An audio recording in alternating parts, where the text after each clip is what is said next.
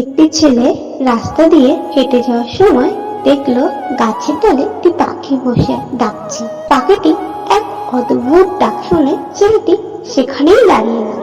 কিছুক্ষণ পর সেখান দিয়েই একটি ভ্যান যাচ্ছিল। সেই ভ্যানে ছিল চারজন লোক, একজন হিন্দু ভ্যান চালক, একজন কৃষক, একজন কুমোর ও একটি হুজুর। ছেলেটিকে গাছের দিকে তাকিয়েই থাকতে দেখে হিন্দু ভ্যান চালক বলল, কিরে ওদিকে তাকিয়ে কি দেখছিস? ছেলেটি বলল, কাকা দেখুন তো ওই পাখিটি কি বলছে।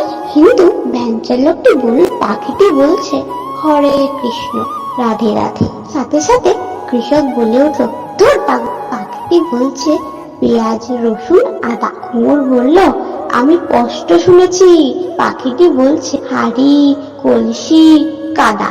হুজুর বলল, না রে ভাই, পাখিটি বলল আল্লাহ খোদা। গাছের নিচে দাঁড়ানো সেই ছেলেটি বলল, আপনারা থামুন তো, মানুষ কেন আজ দলে দলে বিভক্ত হচ্ছে আমি বুঝতে পারলাম।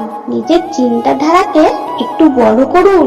দেখুন পাখিটি কি বলছে, আপনারা দেখলেই বুঝতে পারবেন। আচ্ছা বন্ধুরা, তোমরা একটু কমেন্ট করে বলো তো পাখিটি কি বলতে চেয়েছে।